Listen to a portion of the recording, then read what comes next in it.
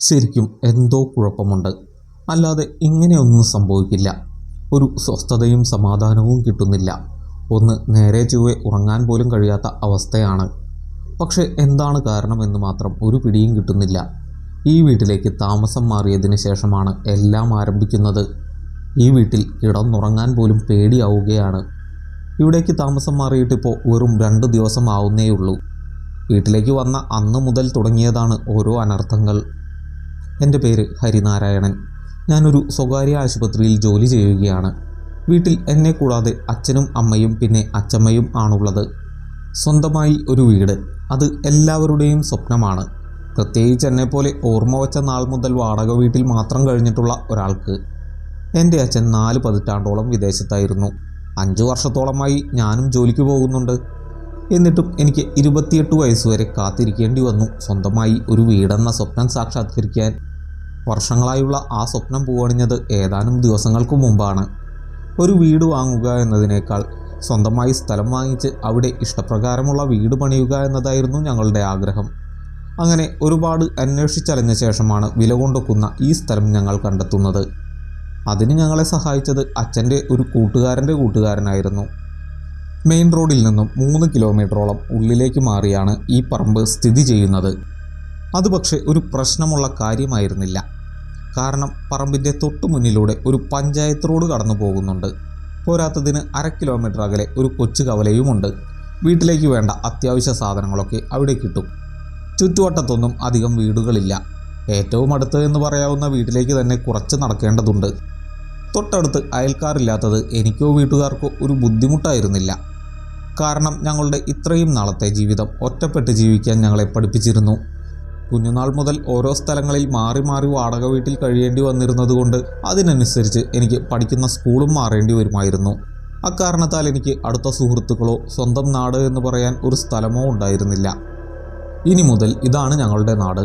ഇവിടെയുള്ളവർ ഞങ്ങളുടെ നാട്ടുകാരും. ഈ പറമ്പ് വാങ്ങിയ സമയത്ത് മനസ്സിൽ ആദ്യമുണ്ടായ ഒരു അനുഭൂതിയാണത്. പറമ്പ് വാങ്ങിയ ശേഷം 6 മാസം എടുത്തു വീടിൻ്റെ പണി തീരാൻ. ആ 6 മാസം ജീവിതത്തിൽ അന്നേ വരെ അനുഭവിച്ചിട്ടുള്ളതിൽ വെച്ച് ഏറ്റവും നീണ്ട കാത്തിരിപ്പായിരുന്നു. ഒടുവിൽ 6 മാസത്തെ കാത്തിരിപ്പിന് വിരാമമിട്ട് ആ ദിവസം വന്നെത്തി. വീടിൻ്റെ പാലുകാച്ചൽ. അടുത്ത ബന്ധുക്കളെ മാത്രം ഉൾക്കൊള്ളിച്ച് നടത്തിയ ഒരു ചെറിയ ചടങ്ങായിരുന്നു അത്. വൈകുന്നേരത്തോടെ ബന്ധുക്കളെല്ലാം തിരികെ പോയി. വീട്ടിൽ ഞങ്ങൾ മാത്രമായി. 2 നിലകളുള്ള മനോഹരമായ ഒരു കൊച്ചു വീട്.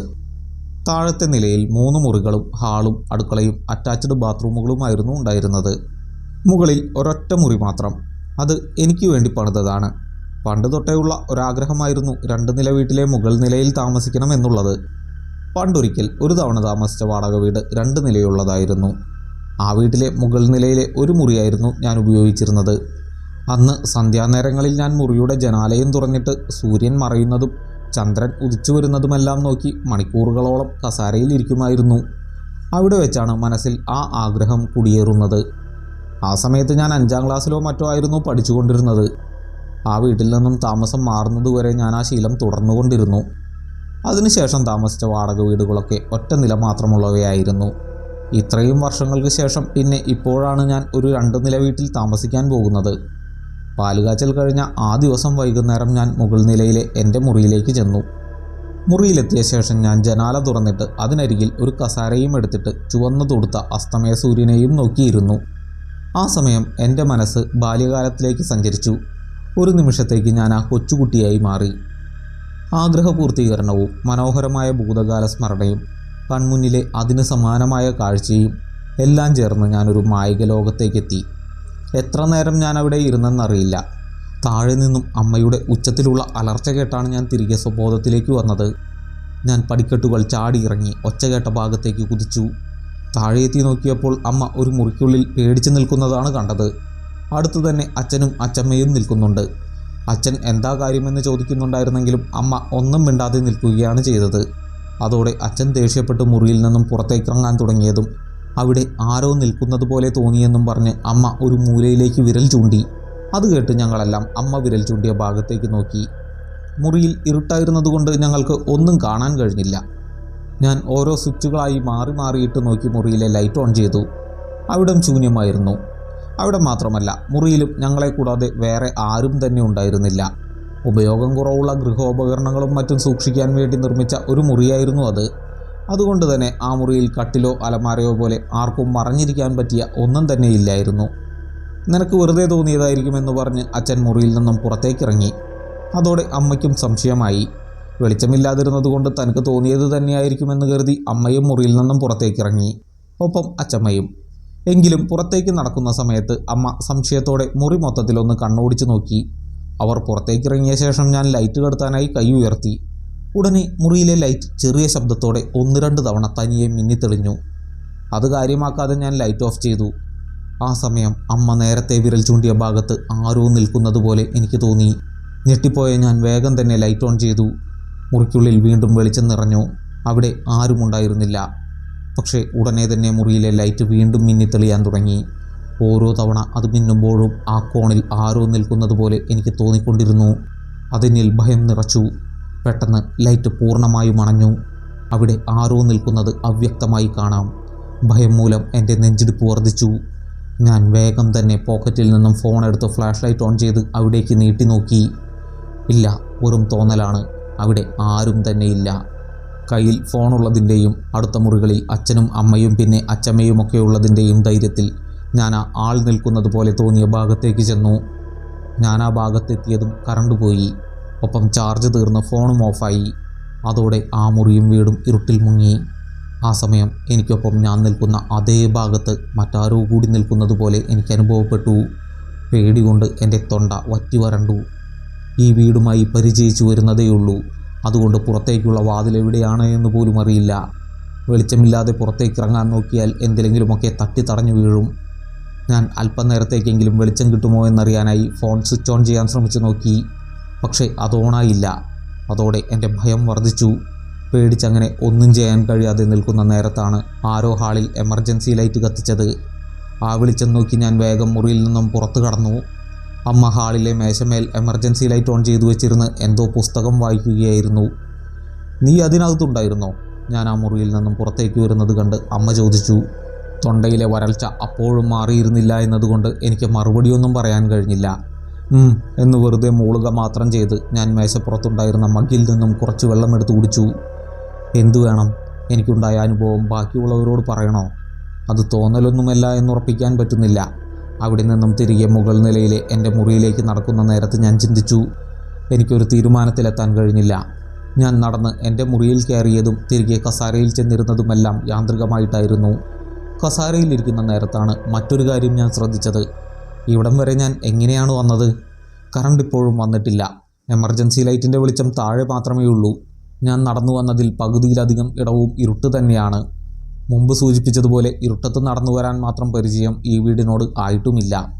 ഒരെത്തും പിടിയും കിട്ടാതെ ഞാൻ ജനാലയിലൂടെ പുറത്തേക്ക് നോക്കിയിരുന്നു.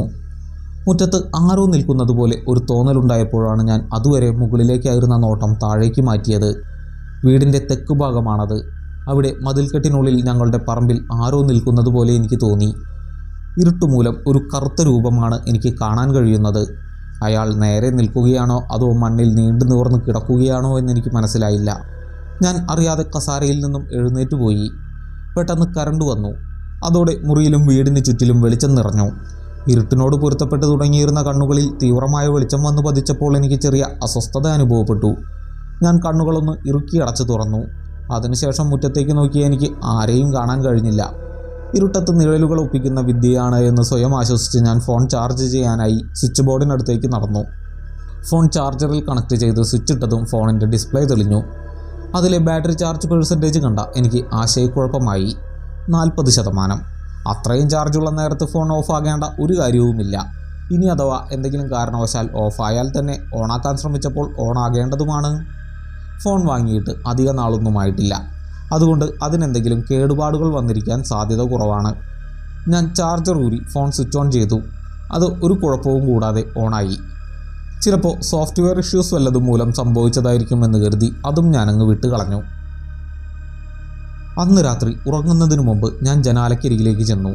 അന്നേരം ഞാനൊന്ന് പുറത്തേക്ക് നോക്കി. നേരത്തെ ആരോ നിൽക്കുന്നത് പോലെ തോന്നിയ ഭാഗത്തേക്കാണ് എൻ്റെ നോട്ടം ആദ്യം പോയത്. അവിടെയൊന്നും ആരുമില്ല. ഇരുട്ടത്ത് എന്തിൻ്റെയെങ്കിലും നിഴലുകളോ മറ്റോ മൂലം അങ്ങനെ തോന്നിയതായിരിക്കും. അല്ലാതെ പരിചയമില്ലാത്ത സ്ഥലമായതുകൊണ്ടുണ്ടായ തോന്നലല്ല അത്. കാരണം ഞാനിതാദ്യമായൊന്നുമല്ല പരിചയമില്ലാത്ത സ്ഥലത്ത് താമസിക്കുന്നത്. എന്നെ സംബന്ധിച്ച് അതൊരു സാധാരണ കാര്യം മാത്രമാണ്. എങ്കിലും CCTV വയ്ക്കുന്നത് നല്ലതായിരിക്കുമെന്നെനിക്ക് തോന്നി. കാരണം അടുത്തെങ്ങും മറ്റു വീടുകളൊന്നുമില്ല. അല്പനേരം ചുറ്റുപാടുകളൊക്കെ ഒന്ന് നിരീക്ഷിച്ച ശേഷം ഞാൻ ജനാല അടച്ച് കൊളുത്തിട്ട് കട്ടിലിൽ വന്ന് കിടന്നു. കട്ടിലിൽ കിടന്ന ശേഷം ഞാൻ കൈയെത്തിച്ച് ലൈറ്റ് ഓഫ് ചെയ്തു. മുറിക്കുള്ളിൽ ഇരുട്ട് നിറഞ്ഞു. ഓരോ കാര്യങ്ങളും ചിന്തിച്ച് കിടന്ന് ഞാൻ എപ്പോഴോ ഉറങ്ങിപ്പോയി. ആ ഒരു പിറുപിറുക്കുന്ന ശബ്ദം കേട്ടാണ് പിന്നെ ഞാൻ കണ്ണു തുറക്കുന്നത്. മുറിയിൽ അപ്പോഴും ഇരുട്ടായിരുന്നു. ഞാൻ ലൈറ്റ് ഓൺ ചെയ്യാൻ നിൽക്കാതെ ആ ശബ്ദം ശ്രദ്ധിച്ചു കേട്ടു നോക്കി. അച്ചമ്മയ്ക്ക് ഉറക്കത്തിൽ സംസാരിക്കുന്ന ശീലമുണ്ട്. കുഞ്ഞുനാളിൽ അച്ചമ്മയുടെ അടുത്ത് ആദ്യമായി കിടന്ന ദിവസം അത് കേട്ട് ഞാൻ പേടിച്ച് കരഞ്ഞിട്ടുണ്ട്. പിന്നെ അത് കൗതുകമായി. അച്ചമ്മയുടെ ശബ്ദം കേട്ടുണർന്ന് ഞാൻ അതും കേട്ട് കിടക്കും. പിന്നീട് പതിയെ പതിയെ അത് ഞാൻ ശ്രദ്ധിക്കാതെയുമായി. താഴെ നിന്നുമാണ് അത് കേൾക്കുന്നത് എന്നതുകൊണ്ട് എന്താണ് അച്ചമ്മ പറയുന്നതെന്ന് എനിക്ക് മനസ്സിലായില്ല. കുറച്ചു കഴിഞ്ഞപ്പോൾ ഒരു സ്ത്രീയുടെയും പുരുഷൻ്റെയും അടക്കിപ്പിടിച്ചുള്ള സംസാരം കൂടി കേൾക്കാൻ തുടങ്ങി. അച്ഛനും അമ്മയും കാര്യമായി എന്തോ സംസാരിക്കുകയാണ്. വളരെ പതിഞ്ഞ രീതിയിൽ തികച്ചും അവ്യക്തമായിട്ടായിരുന്നു അത് കേട്ടുകൊണ്ടിരുന്നത്. അത് ശ്രദ്ധിക്കാൻ നിൽക്കാതെ ഞാൻ കണ്ണുമടച്ച് കിടന്നു. അതിനിടയിൽ അവർ വിവാഹമെന്നോ മറ്റോ പറയുന്നത് പോലെ എനിക്ക് തോന്നി. വീട് പണി കഴിഞ്ഞാൽ ഉടനെ തന്നെ എൻ്റെ കല്യാണത്തിൻ്റെ കാര്യങ്ങൾ നോക്കണമെന്ന് കുറച്ച് ദിവസങ്ങൾക്ക് മുമ്പ് അച്ഛൻ എന്നോട് പറഞ്ഞിരുന്നു. രണ്ടുപേർക്കും ഈ പാതിരാത്രിയല്ലാതെ വേറെ സമയമൊന്നും കിട്ടിയില്ലേ ഇതൊക്കെ സംസാരിക്കാനെന്നും ചിന്തിച്ച് ഞാൻ പുതച്ചുമൂടി കിടന്നു. അവരുടെ ചർച്ചയും അച്ചമ്മയുടെ ഉറക്കത്തിലുള്ള സംസാരവും ഏറെ നേരം തുടർന്നു. അതുകൊണ്ട് തന്നെ എനിക്ക് ഉറങ്ങാൻ ബുദ്ധിമുട്ട് അനുഭവപ്പെട്ടു. ഞാൻ കിടന്നുകൊണ്ട് തന്നെ പരതി ഫാനിൻ്റെ റെഗുലേറ്റർ കണ്ടെത്തി സ്പീഡ് കൂട്ടി. വേഗതയ്ക്കൊപ്പം ഫാനിൻ്റെ ശബ്ദവും വർദ്ധിച്ചു. അത് താഴെ നിന്നും കേൾക്കുന്ന അവരുടെ ശബ്ദത്തിനെ മറച്ചു. ഞാൻ വീണ്ടും സുഖകരമായ ഉറക്കത്തിലേക്ക് മടങ്ങി. അടുത്ത ദിവസം രാവിലെ സൂര്യപ്രകാശം മുഖത്ത് തട്ടിയപ്പോഴാണ് ഞാൻ ഉറക്കമുണർന്നത്. സ്വതവേ ഞാൻ രാവിലെ ഒരു 6:30 എഴുന്നേൽക്കാറുള്ളതാണ്. ഇന്നലെ രാത്രി ഏറെ നേരം ഉറങ്ങാൻ കഴിയാതെ കിടന്നതുകൊണ്ടാണ് ഞാൻ അത്രയും വൈകിയത്. കട്ടിലിൽ നിന്നും എഴുന്നേറ്റ് ഞാൻ സമയം നോക്കി. 8 മണിയോടടുത്തിരിക്കുന്നു. 2 ദിവസത്തേക്ക് ലീവ് എടുത്തിരിക്കുകയാണ്. അതുകൊണ്ട് വൈകി എഴുന്നേറ്റാലും കുഴപ്പമില്ല. ഞാൻ നേരെ ചെന്ന് കിഴക്ക് ഭാഗത്തെ ജനാല തുറന്നിട്ടു. അതോടെ മുറിയിൽ മുഴുവനായും സൂര്യപ്രകാശം നിറഞ്ഞു. അതിൻ്റെ ഊഷ്മളതയും ആസ്വദിച്ച് ഞാൻ കുറച്ചു നേരം പുറത്തേക്ക് നോക്കി നിന്നു. അതിനുശേഷം ഞാൻ ഫ്രഷായി കഴിഞ്ഞ് ഭക്ഷണം കഴിക്കാനായി താഴേക്ക് ചെന്നു. ആ സമയത്ത് അച്ഛനിറയത്ത് പത്രവും വായിച്ചിരിക്കുകയായിരുന്നു. അമ്മയും അച്ചമ്മയും അടുക്കളയിലും. ഞാൻ ഹാളിലെ ടേബിളിനരികിൽ ഒരു കസേരയിൽ വന്നിരുന്നു. ഞാൻ ഇരിക്കുന്നത് കണ്ട് അമ്മ അടുക്കളയിൽ നിന്നും ഭക്ഷണവും എടുത്തുകൊണ്ടുവന്ന് മേശപ്പുറത്ത് വെച്ചു. അതിനുശേഷം ഭക്ഷണം കഴിക്കാനായി അച്ഛനെ വിളിച്ചു. അച്ഛൻ പത്രം മടക്കി ഇരുന്നിരുന്ന കസേരയിൽ വെച്ച് ഹാളിലേക്ക് വന്നു. അപ്പോഴാണ് ഞാൻ അമ്മയുടെ മുഖം ശ്രദ്ധിക്കുന്നത്. അമ്മയ്ക്ക് നല്ല ഉറക്കക്ഷീണം ഉള്ളതുപോലെ. അമ്മയ്ക്ക് മാത്രമല്ല, അച്ഛനും. രണ്ടുപേരും ഇന്നലെ രാത്രി ഒരു പോള കണ്ണടച്ചിട്ടില്ല എന്നാണ് ഇരുവരുടെയും മുഖങ്ങൾ കണ്ടിട്ട് തോന്നുന്നത്. എങ്ങനെ ക്ഷീണം കാണാതിരിക്കും? രാത്രി മുഴുവനും രണ്ടുപേരും തമ്മിൽ കൊണ്ടുപിടിച്ച ചർച്ചയായിരുന്നല്ലോ. അന്നേരമാണ് അച്ചമ്മ ഹാളിലേക്ക് വരുന്നത്. ഞാൻ അച്ചമ്മയെ നോക്കി. ആ മുഖത്തും ഉറക്കക്ഷീണം കാണാമായിരുന്നു. ഇനി ഞാൻ കേട്ടത് അച്ചമ്മയുടെ ഉറക്കത്തിലുള്ള സംസാരമല്ലായിരുന്നിരിക്കുമോ? ഒരുപക്ഷെ അച്ചമ്മയും അവരുടെ ചർച്ചയിൽ കൂടി കാണും. നീ നല്ലപോലെ ഉറങ്ങിയില്ലേ? ഭക്ഷണം കഴിക്കുന്ന നേരത്ത് അച്ഛൻ എന്നോട് ചോദിച്ചു. ഉറങ്ങി. എന്തേ അങ്ങനെ ചോദിച്ചത്? ഞാൻ ചോദിച്ചു. ഒന്നുമില്ല എന്ന് പറഞ്ഞ് ഒഴിഞ്ഞു മാറി അച്ഛൻ ഭക്ഷണം കഴിച്ചുകൊണ്ടിരുന്നു. അവരുടെ ചർച്ചയുടെ ശബ്ദം എനിക്ക് ബുദ്ധിമുട്ടായി കാണുമോ എന്ന സംശയം കാരണമാണ് അച്ഛൻ അത് ചോദിച്ചത് എന്നെനിക്ക് തോന്നി. എന്തായാലും അതേക്കുറിച്ച് ഞാനൊന്നും പറയാൻ നിന്നില്ല. അന്ന് പകൽ ഉച്ചവരെ ഞാനും അച്ഛനും കൂടി പറമ്പ് മൊത്തത്തിലൊന്ന് വൃത്തിയാക്കി. പിന്നെ ഉച്ചഭക്ഷണം കഴിച്ചു കഴിഞ്ഞ് ഞാൻ നാട് ചുറ്റി നടന്നു കാണാനായി ഇറങ്ങി. സ്ഥലം വാങ്ങാൻ തീരുമാനിച്ച സമയം മുതൽ പലതവണ ഞാനിവിടം സന്ദർശിച്ചിട്ടുണ്ട്. പക്ഷേ ഇപ്പോഴാണ് ശരിക്കും ഇതെൻ്റെ നാടാണ് എന്നൊരു പ്രതീതി എനിക്കുണ്ടാവുന്നത്. സത്യത്തിൽ അത് വല്ലാത്തൊരു അനുഭൂതിയാണ്. മുമ്പ് വാടകയ്ക്ക് ഓരോ പുതിയ വീടുകളിലേക്ക് മാറുമ്പോഴും പലരും ചോദിക്കുമായിരുന്നു നിങ്ങൾ എവിടുത്തുകാരാണെന്ന്. പക്ഷേ അതിന് മറുപടി പറയാൻ എനിക്കൊരു ഉത്തരമില്ലായിരുന്നു. തൊട്ടുമുമ്പ് താമസിച്ചിരുന്ന സ്ഥലത്തിൻ്റെ പേര് പറഞ്ഞ് ഒഴിഞ്ഞു മാറുകയായിരുന്നു ഞാൻ ചെയ്യാറുണ്ടായിരുന്നത്. അന്നു മുതൽ മനസ്സിലുള്ള അനിശ്ചിതത്വം മാറുന്നത് ഇപ്പോഴാണ്. ആ അനിശ്ചിതത്വം സൃഷ്ടിച്ചിരുന്ന അപകർഷതാബോധം മൂലമാണ് ഞാൻ ഇത്രയും നാൾ വിവാഹത്തെക്കുറിച്ച് ചിന്തിക്കാതിരുന്നത് പോലും. ഇനി ആര് ചോദിച്ചാലും എനിക്ക് ആത്മവിശ്വാസത്തോടെ പറയാം ഞാൻ ഇന്ന നാട്ടുകാരനാണെന്ന്. അങ്ങനെ സ്ഥലങ്ങളെല്ലാം നടന്നു കണ്ട ശേഷം വൈകുന്നേരം ഞാൻ തിരികെ വീട്ടിലേക്ക് മടങ്ങി. ഞാൻ എത്തുമ്പോൾ അച്ഛനും അമ്മയും അച്ചമ്മയും കൂടി അടുത്തുള്ള അമ്പലത്തിലേക്ക് പോകാനായി നിൽക്കുകയായിരുന്നു. അടുത്ത് എന്ന് പറഞ്ഞാൽ 1/2 കിലോമീറ്റർ അപ്പുറത്ത്. എന്നോട് വരുന്നുണ്ടോ എന്ന് ചോദിച്ചെങ്കിലും ഇനിയും നടക്കാനുള്ള മടി കൊണ്ട് ഇല്ലെന്നും പറഞ്ഞ് ഞാൻ എൻ്റെ മുറിയിലേക്ക് ചെന്നു. മുറിയിൽ കയറി ഞാൻ കിഴക്ക് ഭാഗത്തെയും പടിഞ്ഞാറ് ഭാഗത്തെയും ജനാലകൾ തുറന്നിട്ടു. അതിനുശേഷം ചക്രവാളത്തിലേക്ക് മറിഞ്ഞുകൊണ്ടിരിക്കുന്ന സായാഹ്ന സൂര്യനെയും നോക്കി കസേരയിലിരുന്നു. എത്ര നേരം അതുപോലെ ഇരുന്നു കാണുമെന്നറിയില്ല. കുറച്ചു കഴിഞ്ഞപ്പോൾ താഴെ നിന്നും ആരുടെയോ തനിച്ചുള്ള സംസാരം കേൾക്കാൻ തുടങ്ങി. അത് അച്ചമ്മയുടെ ശബ്ദമാണ് എന്നെനിക്ക് തോന്നി. പ്രായമായതിൻ്റെ ബുദ്ധിമുട്ടുകൾ ഉള്ളതുകൊണ്ട് അച്ചമ്മയ്ക്ക് അധിക നേരം നിൽക്കാൻ കഴിയില്ല. ഒരു പക്ഷേ അമ്പലത്തിലേക്ക് പോയ അച്ചമ്മ മാത്രം തനിച്ച് തിരിച്ചു പോന്നു കാണും. കുറച്ചു നേരം കഴിഞ്ഞിട്ടും ആ തനിച്ചുള്ള സംസാരം നിലയ്ക്കാതായപ്പോൾ എനിക്കെന്തോ പന്തികേട് തോന്നി. അച്ചമ്മയ്ക്ക് എന്തെങ്കിലും ബുദ്ധിമുട്ട് തോന്നുന്നുണ്ടാവുമോ എന്ന് ഭയന്ന് ഞാൻ വേഗം താഴേക്ക് ചെന്നു. ഞാനെത്തുമ്പോൾ അച്ചമ്മ സ്റ്റോർ റൂമിൽ ഇരുട്ടത്ത് എന്തോ നോക്കി നിൽക്കുകയായിരുന്നു. അച്ചമ്മ എന്താ നോക്കുന്നത്? ഞാൻ അവിടേക്ക് നടക്കുന്നതിനിടയിൽ ചോദിച്ചു. പക്ഷേ അച്ചമ്മ ഒന്നും പറഞ്ഞില്ല. ഞാൻ വേഗം അവിടേക്ക് ചെന്ന് ആ മുറിയിലെ ലൈറ്റ് ഓൺ ചെയ്തതും ഉടനെ പുറകിൽ വീടിൻ്റെ വാതിൽ തുറക്കുന്ന ശബ്ദം കേട്ടു. ഞാൻ തിരിഞ്ഞ് പുറകോട്ട് നോക്കി. ആ കാഴ്ച കണ്ട് ഞാൻ ശരിക്കും ഞെട്ടിപ്പോയി. അച്ചമ്മ അമ്മയോടും അച്ഛനോടുമൊപ്പം വീടിനകത്തേക്ക് നടന്നു വരുന്നു. അപ്പോൾ ഈ നിൽക്കുന്നതാരാ? ഞാൻ പരിഭ്രാന്തിയോടെ മുറിയിലേക്ക് നോക്കി. അവിടെ ആരുമില്ലായിരുന്നു. ഇത് പക്ഷേ മുമ്പ് സംഭവിച്ചതുപോലെ വെളിച്ചക്കുറവ് മൂലമുണ്ടായ ഒരു തോന്നലാണെന്ന് കരുതാൻ പറ്റില്ല. ഞാൻ കുറേ നേരം തൊട്ട് അച്ചമ്മയുടെ ശബ്ദം കേൾക്കുന്നുണ്ടായിരുന്നതാണ്. അവർ അകത്തേക്ക് കയറിയിട്ടും എൻ്റെ സംശയം മാറിയില്ല. ഞാൻ ആ മുറി ആകെ മൊത്തത്തിലൊന്ന് നോക്കി. ആരുമില്ല. മുറിയുടെ അകത്തേക്ക് കയറി നോക്കണമെന്നുണ്ടായിരുന്നെങ്കിലും കഴിഞ്ഞ ദിവസമുണ്ടായ അനുഭവം എന്നെ അതിൽ നിന്നും വിലക്കി. നീ അവിടെ എന്തെടുക്കുകയാ? ഞാൻ ആ മുറിയുടെ മുന്നിൽ നിൽക്കുന്നത് കണ്ട് അമ്മ ചോദിച്ചു. ഏയ് ഒന്നുമില്ല, ഒരു കാര്യം നോക്കാൻ വന്നതാണ് എന്നും പറഞ്ഞ് ഞാൻ തിരികെ മുകൾ നിലയിലെ എൻ്റെ മുറിയിലേക്ക് പോയി.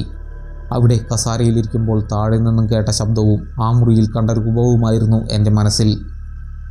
നാളെ തന്നെ CCTV ഇൻസ്റ്റാൾ ചെയ്യാനായി ഏതെങ്കിലും സ്ഥാപനത്തിനെ സമീപിക്കണം. അതേയുള്ളൂ ഈ പ്രശ്നത്തിന് പരിഹാരം. അതും ചിന്തിച്ച് ഞാൻ കസാരയിലേക്ക് ചാരി. കുറച്ചു കഴിഞ്ഞപ്പോൾ ആരോ താഴത്തെ നിലയിലെ ലൈറ്റുകളൊക്കെ ഓഫ് ചെയ്തു. അവർ ഉറങ്ങാൻ പോവുകയാണ്. സമയം 10 മണിയോടടുത്തിട്ടുണ്ട്. ഞാനും കിടക്കാനായി എഴുന്നേറ്റു. തുറന്നിട്ടിരിക്കുന്ന ജനാലയടയ്ക്കാൻ ജനലഴിയിലൂടെ പുറത്തേക്ക് കൈയിട്ടപ്പോഴാണ് ഞാനത് കണ്ടത്. താഴെ മുറ്റത്ത് ആരോ മുകളിലേക്കും നോക്കി നിൽക്കുന്നു. താഴത്തെ ലൈറ്റുകളെല്ലാം ഓഫായിരുന്നതുകൊണ്ട് അവിടെയെങ്ങും ഒരു തുള്ളി വെളിച്ചമില്ലായിരുന്നു. പക്ഷെ അവിടെ ആരോ നിൽക്കുന്നതിൻ്റെ നിഴൽ രൂപം ശരിക്കും കാണാൻ പറ്റുന്നുണ്ടായിരുന്നു. അയാൾക്കരികിൽ വേറെ എന്തോ അനക്കം കേട്ട് ആ ഭാഗത്തേക്ക് നോക്കിയപ്പോൾ മറ്റൊരാൾ കൂടി അവിടെ നിൽക്കുന്നത് ഞാൻ കണ്ടു. ഒന്ന് ശ്രദ്ധിച്ചു നോക്കിയ ഞാൻ അവിടെ നിന്ന് വിറയ്ക്കാൻ തുടങ്ങി.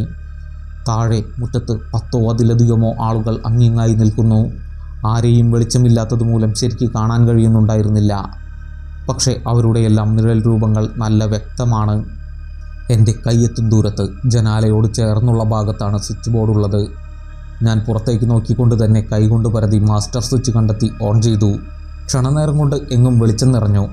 പക്ഷേ താഴെയെങ്ങും ഒരാളെപ്പോലും ആ വെളിച്ചത്തിൽ എനിക്ക് കാണാൻ കഴിഞ്ഞില്ല. കുറച്ചു നേരം ഞാൻ അതേ നിൽപ്പ് നിന്നുപോയി. എന്താണ് സംഭവിക്കുന്നതെന്ന് ഒരു പിടിയും കിട്ടുന്നില്ല. കഴിഞ്ഞ ദിവസമുണ്ടായ സംഭവങ്ങളും ഇന്നുണ്ടായ സംഭവങ്ങളും വെറുതെ അങ്ങ് തള്ളിക്കളയാൻ പറ്റില്ല. എന്തായാലും നേരം പുലരട്ടെ, എന്നിട്ടാവാം എന്തെങ്കിലുമൊക്കെ ചെയ്യുന്നത്. ഞാൻ പുറത്തെ ലൈറ്റുകൾ അണയ്ക്കുന്നതിന് മുമ്പ് ജനാല അടച്ച് കൊളുത്തിട്ടു. അതിനുശേഷം പുറത്തെയും മുറിയിലെയും എല്ലാ ലൈറ്റുകളും ഓഫ് ചെയ്ത ശേഷം കട്ടിലിൽ ചെന്ന് കിടന്നു. കട്ടിലിൽ കിടന്ന് കുറച്ച് കഴിഞ്ഞപ്പോൾ തന്നെ ഞാൻ ഉറങ്ങിപ്പോയി. രാത്രി എപ്പോഴോ അച്ചമ്മയുടെ ശബ്ദം കേട്ട് ഞാൻ ഉറക്കത്തിൽ നിന്നും ഉണർന്നു. ഒന്ന് ശ്രദ്ധിച്ചു കേട്ട് നോക്കിയപ്പോഴാണ് മറ്റൊരു കാര്യം എനിക്ക് മനസ്സിലായത്. ആ കേൾക്കുന്നത് അച്ചമ്മയുടെ ശബ്ദമല്ല, അത് എനിക്ക് കേട്ടുപരിചയമില്ലാത്ത മറ്റാരുടെയോ ശബ്ദമാണ്. ഈ ശബ്ദം തന്നെയാണ് തലേന്ന് രാത്രിയും ഇന്ന് വൈകുന്നേരവും താഴെ നിന്നും കേട്ടുകൊണ്ടിരുന്നത്. അതോടെ ഭയം എന്നെ വരിഞ്ഞു മുറുകാൻ ആരംഭിച്ചു. അല്പം കൂടി കഴിഞ്ഞതോടെ താഴെ നിന്നും ഒരു സ്ത്രീയുടെയും പുരുഷൻ്റെയും ശബ്ദം കൂടി കേൾക്കാൻ തുടങ്ങി. വളരെ പതിഞ്ഞ ആ ശബ്ദം ആരുടേതെന്ന് എനിക്ക് തിരിച്ചറിയാൻ കഴിഞ്ഞില്ല. തലേന്ന് രാത്രി ഞാൻ കരുതിയത് അത് അച്ഛനും അമ്മയും എന്തോ സംസാരിക്കുന്നതാണെന്നാണ്. പക്ഷേ ഇപ്പോഴെനിക്ക് സംശയമുണ്ട്, അതവർ തന്നെയാണോ എന്ന്. ഞാൻ ഒട്ടും ശബ്ദമുണ്ടാക്കാതെ എൻ്റെ ഫോൺ തപ്പിയെടുത്ത് അതിൻ്റെ ഡിസ്പ്ലേ മാത്രം ഓൺ ചെയ്ത് പിടിച്ച് കട്ടിലിൽ നിന്നും എഴുന്നേറ്റു. അതാരാണെന്ന് കണ്ടെത്തിയിട്ട് തന്നെ കാര്യമെന്ന് തീരുമാനിച്ച് ഞാൻ ഡിസ്പ്ലേയുടെ വെളിച്ചത്തിൽ ഗോവണി ഇറങ്ങി താഴേക്ക് ചെന്നു. പടിക്കെട്ടുകൾ ഇറങ്ങുന്നതിനനുസരിച്ച് ആ ശബ്ദങ്ങളും കൂടുതൽ ഉച്ചത്തിലായി കേൾക്കാൻ തുടങ്ങി. താഴെ എത്തിയപ്പോഴാണ് മറ്റൊരു കാര്യം ഞാൻ ശ്രദ്ധിച്ചത്. വീടിനകത്തു നിന്നും മാത്രമല്ല പുറത്തു നിന്നും ആരുടെയൊക്കെയോ പതിഞ്ഞ ശബ്ദങ്ങൾ കേൾക്കുന്നുണ്ട്. അവിടെ നിൽക്കുമ്പോൾ ആദ്യം എൻ്റെ നോട്ടം പോയത് സ്റ്റോർ റൂമിന് നേർക്കായിരുന്നു.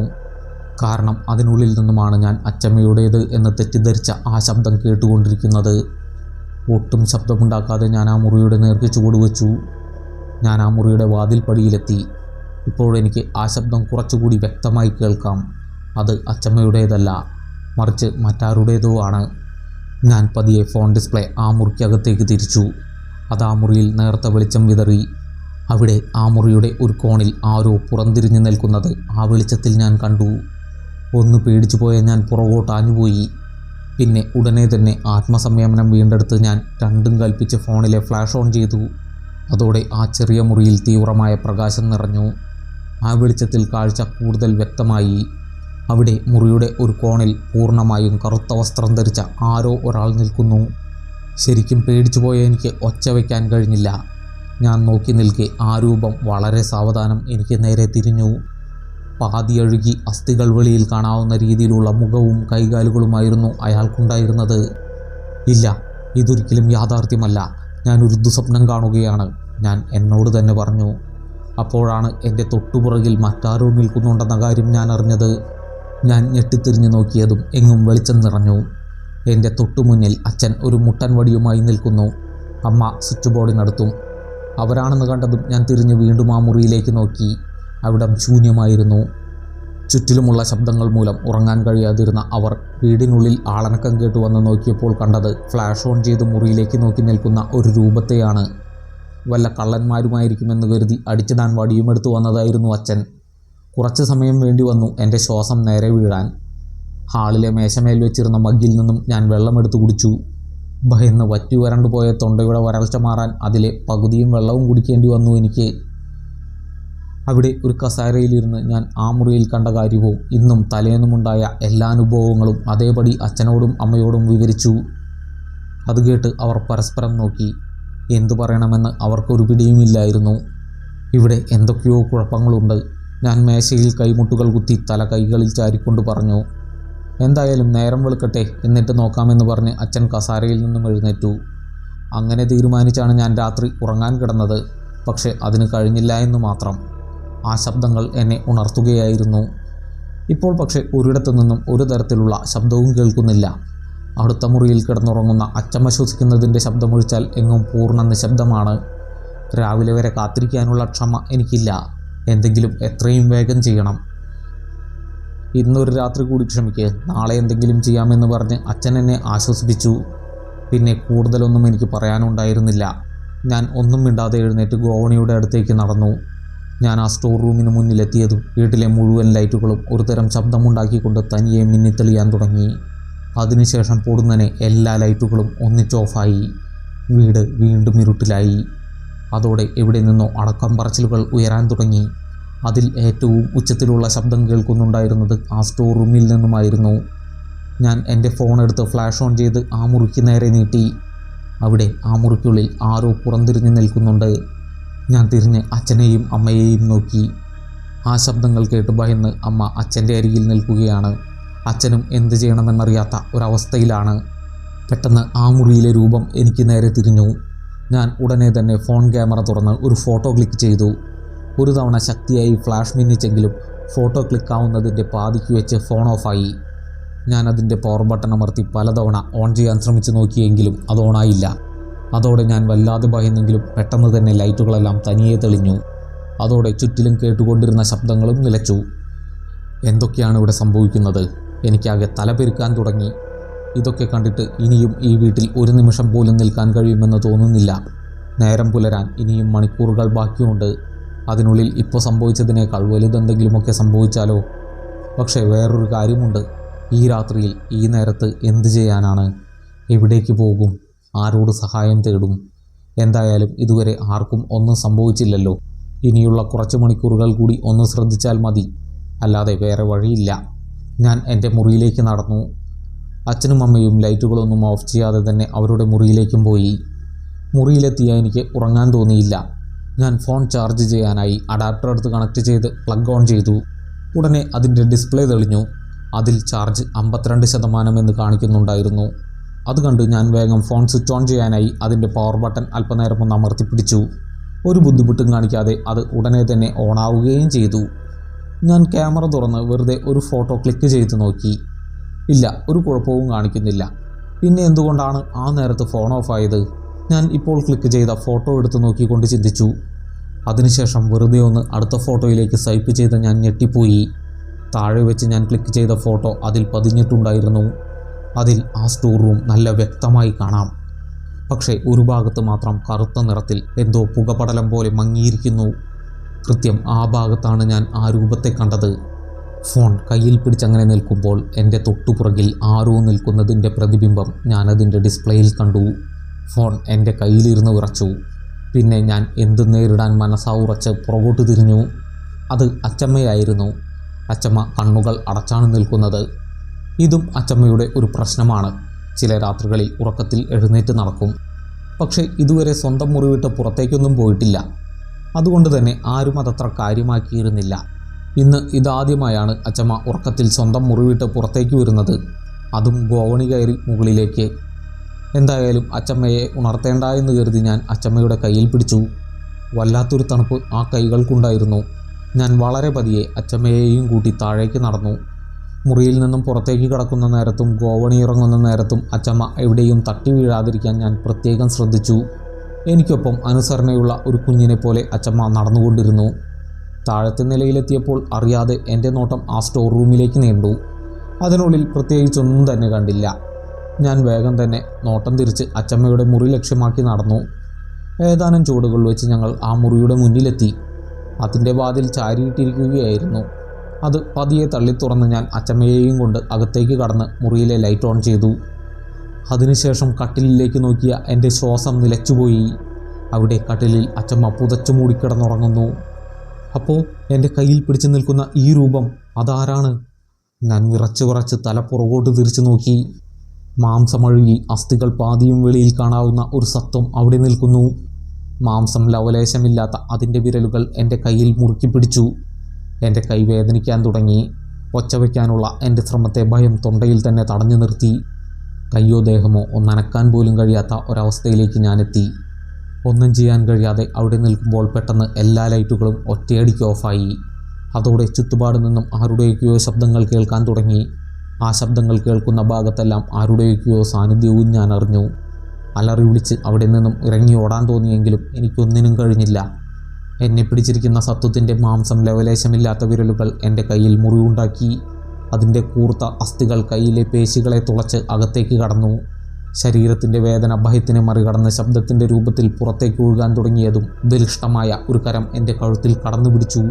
എൻ്റെ മൂക്കിന് തൊട്ടു താഴെയുള്ള ആ കയ്യിൽ നിന്നും വമിക്കുന്ന അസഹനീയമായ ദുർഗന്ധം എന്നിൽ ഓക്കാനം സൃഷ്ടിച്ചു. പക്ഷേ അത് സംഭവിക്കും മുന്നേ കഴുത്തിലെ പിടുത്തം ശക്തി പ്രാപിച്ചു. അസ്ഥികൾ മാത്രമുള്ള വിരലുകൾ കഴുത്തിലും മുറിവുണ്ടാക്കിക്കൊണ്ട് വളരെ പതിയെ എൻ്റെ ഉള്ളിലേക്ക് ആഴ്ന്നിറങ്ങാൻ തുടങ്ങി. എനിക്കെന്താണ് സംഭവിക്കാൻ പോകുന്നതെന്നറിയാതെ നിൽക്കുമ്പോൾ ഭയവും വേദനയും ദുഃഖവും നിസ്സഹായതയും എല്ലാം കൂടി കലർന്ന ഒരു തുള്ളി കണ്ണുനീർ എൻ്റെ കവിളിലൂടെ ഒലിച്ചിറങ്ങി. ആ സമയത്താണ് എവിടെ നിന്നോ മുറിയിലേക്ക് വെളിച്ചം വീണത്. അച്ഛൻ എമർജൻസി ലൈറ്റും കയ്യിൽ പിടിച്ച് ഈ മുറിയിലേക്ക് വരുന്നത് തലതിരിക്കാതെ തന്നെ കൺകോണിലൂടെ ഞാൻ കണ്ടു. ഒരുപക്ഷെ നേരത്തെ എൻ്റെ തൊണ്ടയിൽ നിന്നും ഉയർന്ന ഗദ്ഗതം അച്ഛൻ കേട്ടു കാണും. മുറിയുടെ ഇരുട്ട് തളം കെട്ടി നിൽക്കുന്ന ഒരു കോണിലായിരുന്നു ഞാൻ നിന്നിരുന്നത് എന്നതുകൊണ്ട് അച്ഛന് എന്നെ കാണാൻ കഴിഞ്ഞില്ല. എങ്കിലും അച്ഛൻ്റെ സാന്നിധ്യം എനിക്ക് ധൈര്യവും ആത്മവിശ്വാസവും നൽകി. പക്ഷേ അവ വീണ്ടും ഭയത്തിനും നിസ്സഹായതാബോധത്തിനും വഴിമാറിക്കൊടുക്കാൻ അധികം സമയമൊന്നും വേണ്ടി വന്നില്ല. മുറിയിലേക്ക് നടന്നു വരുന്ന അച്ഛനോടൊപ്പം തൊട്ടുപുറകിലായി കറുത്ത നിഴൽ പോലെ ഒരു രൂപവും അകത്തേക്ക് വരുന്നത് എൻ്റെ കണ്ണിൽ പതിഞ്ഞു. ഒന്നൊച്ച വെച്ച് അതിനെ അച്ഛൻ്റെ ശ്രദ്ധയിൽപ്പെടുത്താൻ ഞാൻ ശ്രമിച്ചു. എന്നാൽ എനിക്കതിന് കഴിയും മുന്നേ ആ നിഴൽ രൂപം അച്ഛൻ്റെ പിൻകഴുത്തിൽ കടന്നു പിടിച്ചു. അതിൻ്റെ ആഘാതത്തിൽ അച്ഛൻ്റെ കയ്യിൽ നിന്നും എമർജൻസി ലൈറ്റ് താഴേക്ക് വീണു. നിലത്ത് കിടന്നുകൊണ്ട് ആ ലൈറ്റ് മിന്നിത്തെളിയാൻ തുടങ്ങി. അച്ഛൻ്റെ പുറകിൽ നിൽക്കുന്ന ആ സത്വത്തിൻ്റെ ദേഹത്തും മാംസമില്ല എന്ന് ആ വെളിച്ചത്തിൽ എനിക്ക് കാണാമായിരുന്നു. ഞാൻ നോക്കി നിൽക്കെ ആ നികൃഷ്ട സത്വം അച്ഛനെ ഒറ്റക്കൈ കൊണ്ട് മുകളിലേക്ക് ഉയർത്താൻ തുടങ്ങി. അച്ഛൻ്റെ കാലുകൾ വായുവിൽ പിടഞ്ഞു. ആ കാഴ്ച എന്നെ നിസ്സഹായതയുടെ പരകോടിയിലേക്ക് തള്ളിയിട്ടു. ചുറ്റിലും എന്തൊക്കെയോ ശബ്ദങ്ങൾ കേട്ട് അച്ചമ്മ ഉറക്കത്തിൽ നിന്നും ഉണർന്നു. മിന്നിത്തെളിയുന്ന വെളിച്ചം മൂലം അച്ചമ്മയ്ക്ക് അല്പനേരത്തേക്ക് എന്താണ് ചുറ്റിലും സംഭവിക്കുന്നതെന്ന് മനസ്സിലാവുന്നുണ്ടായിരുന്നില്ല. ഒരു നിമിഷത്തിന് ശേഷം ഒരു തിരിച്ചറിയോടെ അലറിക്കരഞ്ഞുകൊണ്ട് അച്ചമ്മ കട്ടിലിൽ നിന്നും വെപ്രാളത്തോടെ താഴേക്കിറങ്ങി. കൺമുന്നിൽ സ്വന്തം മകനും പേരക്കുട്ടിയും ജീവനു വേണ്ടി പിടയുന്നത് കണ്ട് ആ മനം വേദനയാൽ നുറുങ്ങി. പ്രായാധിക്യത്തിൻ്റെ അവശതകൾ ബാധിച്ചിരുന്ന കാലുകളെ വലിച്ചിഴച്ച് അച്ചമ്മ എനിക്കരികിലേക്ക് ഓടിയെടുക്കാൻ ശ്രമിച്ചു. പക്ഷേ അച്ചമ്മയ്ക്ക് അതിന് സാധിക്കും മുന്നേ തറയിൽ നിന്നും 2 കൈകൾ മുകളിലേക്ക് ഉയർന്നു വന്ന് അച്ചമ്മയുടെ കാലുകളിൽ പിടുത്തമിട്ടു. വേഗത്തിൽ ഓടാൻ ശ്രമിക്കുകയായിരുന്ന അച്ചമ്മ തറയിലേക്ക് മുഖമടിച്ചു വീണു. ആ വീഴ്ചയുടെ ആഘാതത്തിൽ അച്ചമ്മയുടെ തലപൊട്ടി ചോരയൊലിക്കാൻ തുടങ്ങി. ഞാനും എൻ്റെ പ്രിയപ്പെട്ടവരും ഈ രാത്രി ഈ വീടിനുള്ളിൽ വെച്ചില്ലാതാവാൻ പോവുകയാണ്. എത്രയും വേഗം എന്തെങ്കിലും ചെയ്തേ പറ്റൂ. എന്നെ സ്പർശിക്കുന്നതിന് എനിക്കും സ്പർശിക്കാൻ പറ്റുമെന്ന വിശ്വാസത്തിൽ ഞാൻ മനസ്സിൻ്റെയും ശരീരത്തിൻ്റെയും വേദനകളിൽ നിന്നും ഊർജം സംഭരിച്ച് എന്നെ പിടിമുറുക്കിയിട്ടുള്ള ആ സത്വത്തിനെ ഒരു കാലുയർത്തി ആഞ്ഞു ചവിട്ടി. അതോടെ ആ സത്വം പുറകോട്ട് തെറിച്ചു വീണു. അതിൻ്റെ 2 കൈകളൊഴികെ. ഉടലിൽ നിന്നും വേർപെട്ട ആ 2 കൈകളും പഴയ പോലെ എൻ്റെ കഴുത്തിലും കൈയിലും പിടിമുറുക്കി നിന്നു. എൻ്റെ കഴുത്തിൽ നിന്നും ഞാൻ ആ അസ്ഥികൾ മാത്രമുള്ള കൈ അടർത്തി മാറ്റാൻ ശ്രമിച്ചു. കഴുത്തിലേറ്റ മുറിവുകളിൽ നിന്നും രക്തം ചിതറിച്ചുകൊണ്ട് ആ കൈ എൻ്റെ ദേഹത്തു നിന്നും വേർപെട്ടു. അത് ദൂരേക്ക് വലിച്ചെറിഞ്ഞ് ഞാൻ അച്ഛന് നേരെ ഓടി. വായുവിൽ പിടയുകയായിരുന്ന അച്ഛൻ്റെ കാലുകളെ ഞാൻ 2 കൈകളും കൊണ്ട് ചുറ്റിപ്പിടിച്ച് ആ ദുഷ്ടസത്വത്തിൻ്റെ പിടിയിൽ നിന്നും മോചിപ്പിക്കാൻ ശ്രമിച്ചു. പക്ഷേ അതിൻ്റെ അമാനുഷികമായ ബലത്തിനോട് പൊരുതാൻ എനിക്കായില്ല. ഇനി അധിക നേരം അച്ഛന് പിടിച്ചു നിൽക്കാൻ കഴിയില്ല.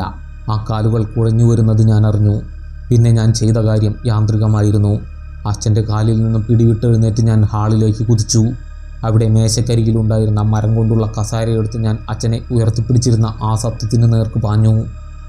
അച്ഛൻ്റെ പുറകിലെത്തി ഞാൻ ആ കസാര ഒരു വശത്തേക്ക് ഉയർത്തിയതും ആ സത്വം തല പൂർണ്ണമായും പുറകോട്ട് തിരിച്ച് എന്നെ നോക്കി.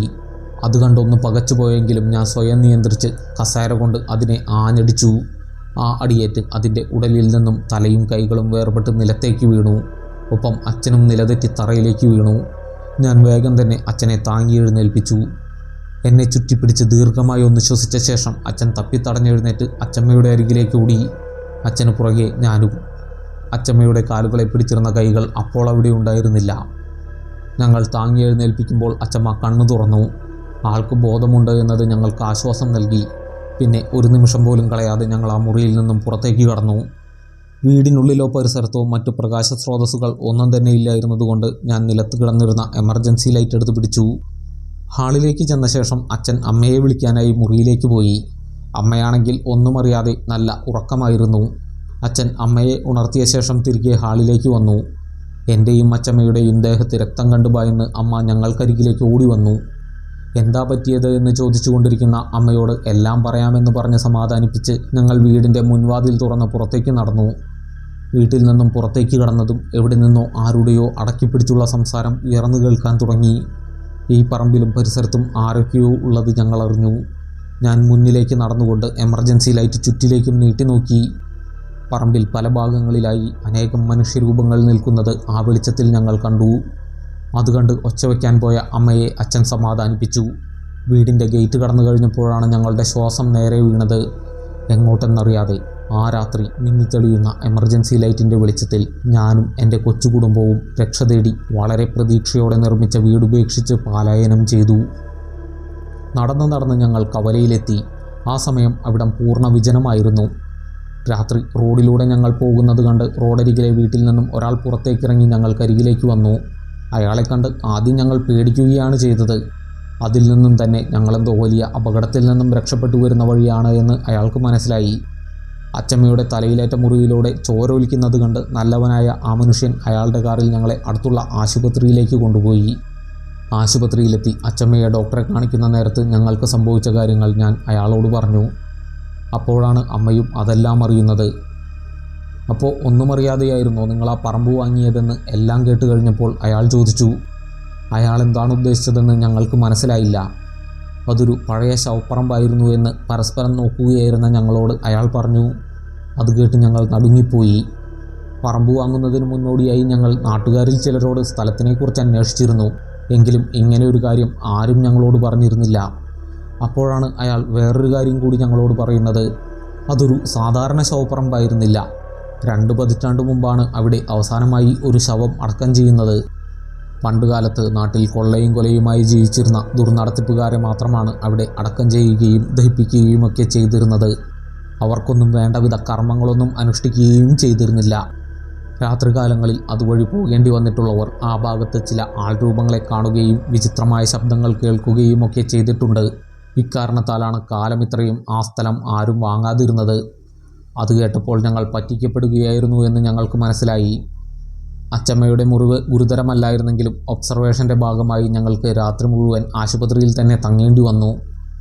ആ സമയമത്രയും ഇനി എന്ത് എന്നതായിരുന്നു ഞങ്ങളുടെ മനസ്സിലെ ചോദ്യം.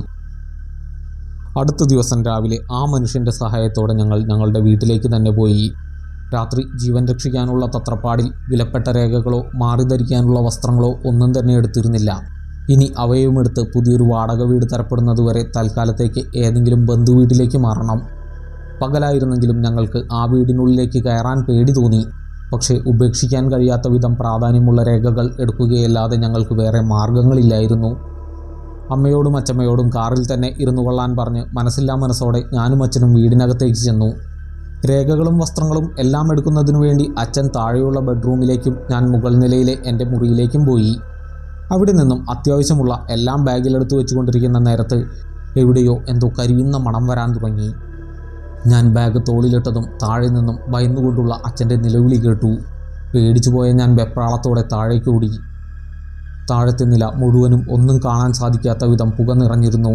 ഏതോ ഭാഗത്തു നിന്നും അച്ഛൻ്റെ നിലവിളി കേൾക്കുന്നുണ്ട്. അത് കേട്ടിട്ട് പുറത്തു നിന്നും അമ്മയും അച്ചമ്മയും ഭയന്ന് കരയാൻ തുടങ്ങി. ഞാൻ അച്ഛൻ്റെ ശബ്ദം കേൾക്കുന്ന ഭാഗത്തേക്കോടി.